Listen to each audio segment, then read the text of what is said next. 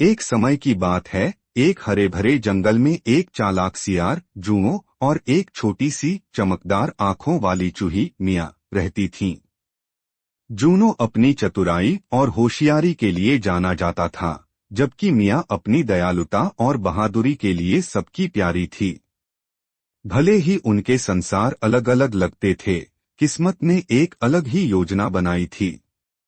एक धुंधली सुबह मियाँ जंगल में घूमने निकली थी, जब वह एक शिकारियों के जाल में फंस गई।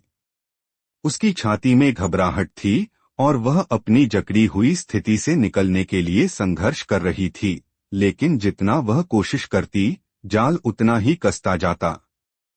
जैसे ही उसकी उम्मीद टूटने लगी, जूनो प्रकट हुआ। उसकी आंखों में शरारत की चमक थी। क्या तुम्हें थोड़ी मदद चाहिए, मियाँ?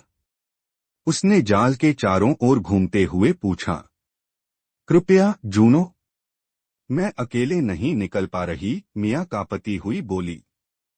जूनो ने रुककर उसे ध्यान से देखा। मैं तुम्हें यहाँ छोड़ सकता हूँ, लेकिन उसमें मजा क्या है? मैं मदद करूंगा, लेकिन तुम मुझे एक बात का वादा करो, उसने कहा। मियाँ चौंकी। क्यों नहीं? जो भी हो, मैं वादा करती हूँ। वादा करो कि तुम कभी भी एक चतुर दिमाग की ताकत को कम नहीं आंकोगी, जूनो ने गंभीर और हंसी के साथ कहा।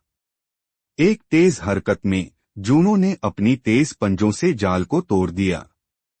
मियाँ बाहर कूद गई, उसका दिल राहत से धड़क रहा था। तुमने मुझे बचाया।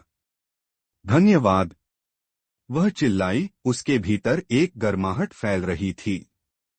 तुम्हारा स्वागत है, जूनो ने एक चालाक मुस्कान के साथ कहा। लेकिन याद रखना, छोटी मछली, ताकत हमेशा आकार या शक्ति में नहीं होती। कभी कभी यह इस बात पर निर्भर करती है कि कब सोचना है, लड़ना नहीं। उस दिन के बाद मियाँ और जूनो सबसे अच्छे दोस्त बन गए और अनगिनत रोमांच साझा किए।